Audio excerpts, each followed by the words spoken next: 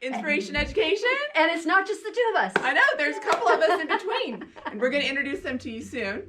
But first, we want to let you know what this episode is about. Diversity, equity, and inclusion, right, Chan? That's right. Issues regarding diversity, equity, and inclusion are something that's been a part of humanity's global and really our national conversation for forever. But given the recent events in 2020, we really felt like it was time to develop a specific professional learning community that would address these concerns. Yeah, and so the goal of this PLC at our school came out of an idea that, we just needed to start somewhere. We needed to start some dialogues that hadn't been going on amongst our teachers, and we figured that grassroots was an organic place, was the best place to start. Let our teachers just begin to dialogue. Because ultimately this is maybe our immediate target, but certainly our long-term, our end goal is that our desire is that our students would be able to go out there and to have a biblical viewpoint of being able to engage people lovingly, kindly, maybe to have the heart of God as they look at and deal with people that are different from themselves. Teach your kids to love to learn, and they will learn to love to live in a world where there's so much to learn through inspiration education. I want to thank you guys so much for coming. This is actually a great story of how this little group of people came to be. And I'm going to let you guys introduce yourselves, but I'm actually going to start with the person to my right in a small way. I taught her, so just saying. I didn't know that. Yeah. Desert Christian grad. Former student of Chan? Almost 11 years ago. I'm not that old. Go ahead, introduce yourself. Anyway, I'm Rachel Peterson. I teach 4th grade at our K-8 campus. And this summer, well, even in the spring too, as things just started coming up in our country and we started seeing suppressed racism showing itself, and it was no longer hidden to the side, but it was in our national eyes and national attention. My community group at church began talking about this, and I thought, why aren't we addressing it at school? And so I reached out to Chan and said, I'd love to sit down and figure out a way to bring this up at school. My background in public school teaching in Oklahoma, especially in Tulsa, race is always at the forefront of our minds, knowing that the Tulsa Race Massacre was not even 100 years ago, close to 100 years, I think now this year. And that was always at the forefront of our minds as teachers, and we engaged in DEI conversations, and then coming to Desert and not having that, especially being an alum, feeling like we just missed out on that as students. And so we began talking this summer, and then talking with Mindy and Meg, figuring out, okay, the way this is going to cause lasting change is having dialogue among teachers where you can kind of grow from there, and then make small changes in your classroom and the way that you address students and address people outside of our school. And it's got to start somewhere. It has to start somewhere, and it has to start with teachers who are committed to uncomfortable dialogue. And so, that's my background in this. How did you become a part of the community? Well, it was about the same time. I'm Mindy, by the way. I teach Spanish at the high school. And about the same time that Rachel reached out to Meg, I sent an email to the administration just with some things that were on my heart and concerns that I had about the things happening, and just feeling like personally I had my head in the sand in a lot of ways throughout my life.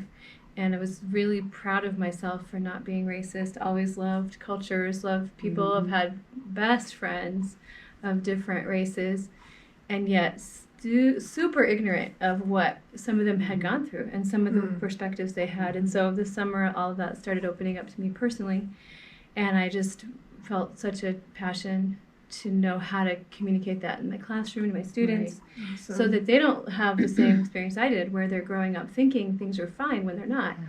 And so sending an email about the same time, Rachel reached out, I reached out to the administration, and I responded. so we all, we were all connecting and having just that same heart at the same time, which was exciting to begin to collaborate with each other about how to begin to open our eyes to what God is showing us and what He wants us to do to be a part of the solution. So why don't we start by identifying exactly what is diversity, equity, and inclusion? Yeah, I could take that. So diversity, equity, and inclusion encompasses a wide range of things, but I think for our purposes, we're narrowing it down to how are we responding to people who are different than us, who look different than us, who might have different abilities, and then how do we include them into our learning space. So I think our school's done a really great job with having our skills center and reaching out to students with different learning abilities that addresses the inclusion part of like different learning abilities. And now we're saying, okay, what are we doing to also invite people in who look different than us? I don't know if I can say this in the video, but our school is not that diverse. And how are we making it a welcoming place for all people? What would you say would be the difference between doing DEI at a Christian school versus a public school? Coming from being in public school and having DEI courses that I had to take, and then now being at a private school, I think the difference that I'm noticing is that in a public setting, it's, okay, what can we do? It's very moralistic, very, what can you do? You have to bear this burden. You have to do it. And we have the privilege as Christians to say we get to do this because God created so many different types of people. And He is the lens in which we engage in DEI. And I think my heart behind bringing it to Desert is I've seen a lot of my former classmates leave without the tools of biblically based, gospel-centered DEI. And I was a sociology major at the U of A, and when you take classes there, you see, oh, they have ways to solve these issues. This sounds really good. I can do it. I can accomplish it. And a lot of my friends I've seen have gone towards moralism or bearing their own burden as a way to... That's a lot of weight to carry. Yeah, as a way to solve issues of diversity, equity, and inclusion, or the discrepancies that they see in how people talk and act. And I feel like we're missing an opportunity to equip our students well, so that when they do go to college, they will know how to respond in a gospel-centered way, and that it won't be a glossing over, colorblind way, that they'll actually have tools to engage in meaningful conversations and to really present the one solution to all of this is what God has to say. And so I think that's where I see the difference between private school and public school. We're both looking at the same problem, but from totally different lenses.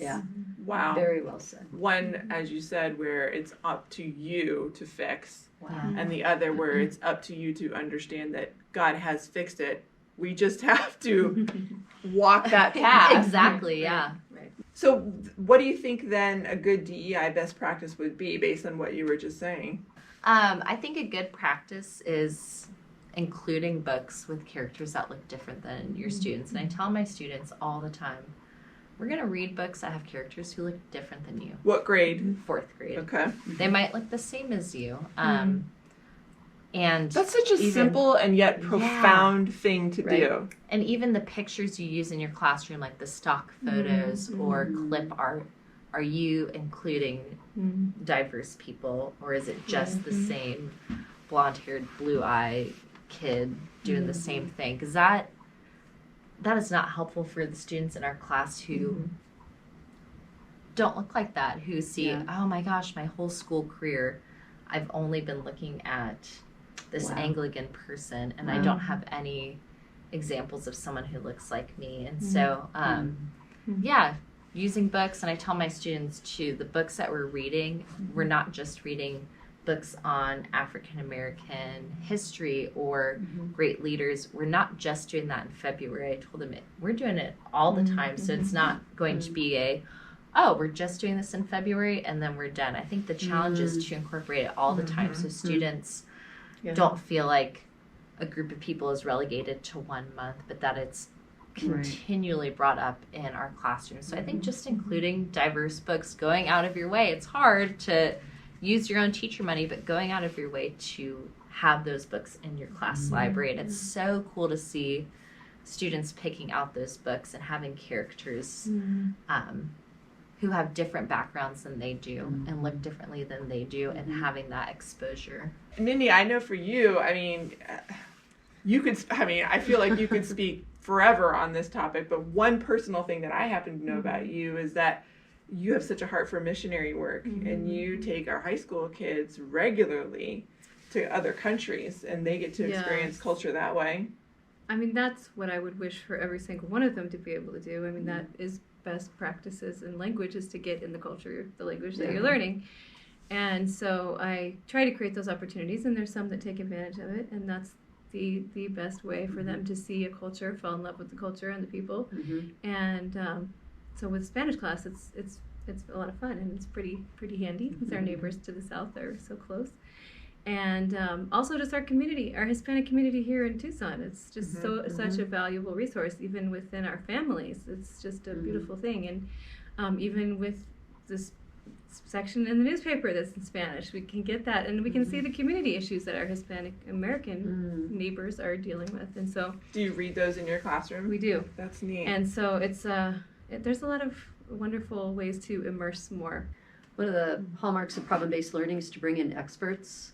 I wonder what it would look like at the high school level to bring in someone who can present a problem to the class. Like, this is what's going on in your community. What can we do to be problem solvers? You know, to hear them directly from a primary source. Like, this is what's going on. Because you're right, we do have a rich culture in Tucson in a number of different cultures. With a ton of experts out there who are experiencing marginalization or whatever that may be, and have them come in and speak and share, and at least hear what is it like from the other side. So what initiated a lot of this was just the fact that you guys reached out to me as an administrator, and I responded. But maybe for the sake of any school, it could be a small independent school like ours, whether it's faith-based or not, or in the public school system perhaps, but just your perception. What do you need from administrators? What do teachers need? Because you guys are in the trenches. So to make something like this actually happen. I think having an advocate for teachers. The reason I reached out to you, Meg, is that you're our kind of head of professional development with teachers, and you're always on campus and teaching the teachers. And so I felt like I had an advocate that I could come to, that I didn't have to. A safe advocate. A safe advocate, that I didn't have to keep it. But that's true. That's what you need. You need someone who, I can talk to this about, or I can talk to them about this, and they have clout with kind of the higher up admin people. And then after talking with Meg, it was easier to approach my principal with action steps, because I talked to someone who coordinates our PD, and there were actual steps put into practice. So, and if maybe you're telling your administrator right now, like, listen, your teachers, when they come to you with these sorts of things, listen to them, because they are attempting to use their voice to actualize change, and it hurts, or it's demoralizing when you don't feel heard, If we feel that way as adults, imagine the students. Oh golly, who aren't able to bring up said. There you the go. same topics. There you go.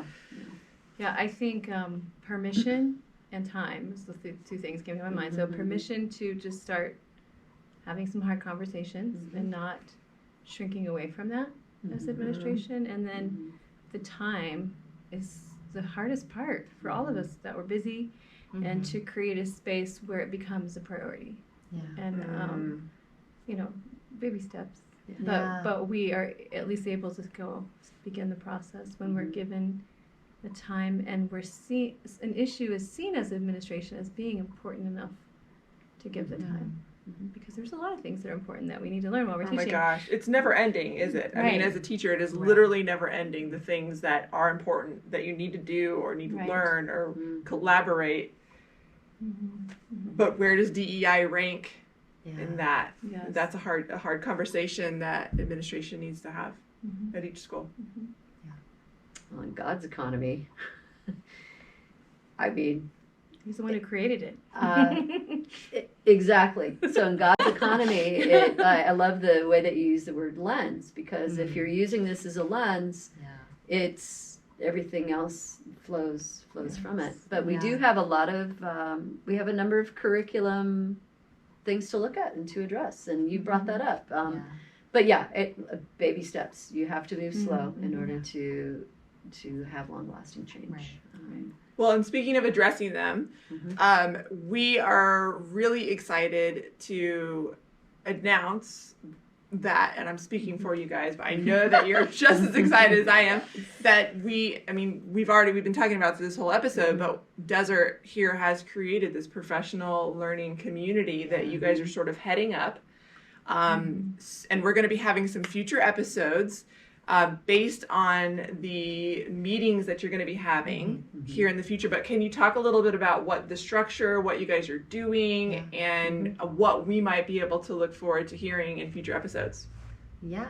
So we're reading through the book Prophetic Lament, and in that time thinking about how is God calling us to lament the sins of racism and the sins of othering other people. And I think that in this time, it's just going to be a space of discussing, and there will be disagreements or difficult conversations to have. So when we started this past week, it was just introductory. We had discussion questions. When you say we, who's we? Do you want to go first? So thankfully we have the administration that gave us the time and the permission, which enabled us to make this a part of our professional development time period that's already set aside for teachers. And so we allowed teachers to choose what they wanted to be a part of for this, and quite a few have joined us and are able to be a part and have started reading and coming along to learn with us as we go through this book. So what's the structure? Like one chapter a month, or what's that going to look like? Well, we're kind of figuring that out as we go. For sure, one chapter a month at least, and one time a month we'll meet. And we're just kind of working our way through. Some of the chapters might take us a little longer to get through, but. And what's the goal after meeting for each once a month? What do you have a specific goal in mind, or what does that look like so far?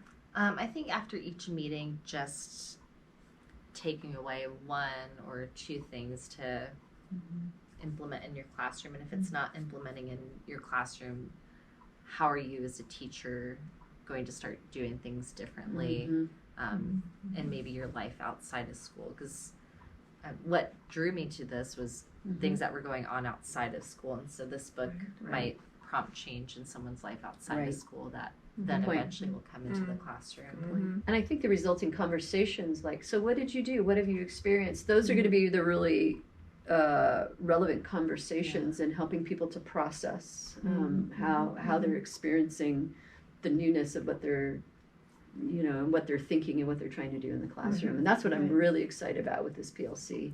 I'm really excited to hear what takeaways you guys will have each month. And this is going to become a playlist on inspiration education. So please look forward to, hearing updates from you guys and that kind of thing. It's apparent to me that, and I knew it already, but it's become more apparent in just having this conversation with you guys that we probably have some more significant change than I realized walking in the door here today. And so I'm really looking forward to seeing what you guys come up with and how we at Desert can start to make changes, even if they're just in baby steps. A baby step's better than no step at all. Right. Absolutely. So, and a heart change does change things. Even if it's your own heart that changes, it affects everyone around you, whether you realize it or not. So it doesn't matter whether in our audience, doesn't matter whether you're faith-based or not. It's I love how you just said that. It's just, well, how can we take an inner look and what what can there be a change here Yeah. that can impact other people? Wow.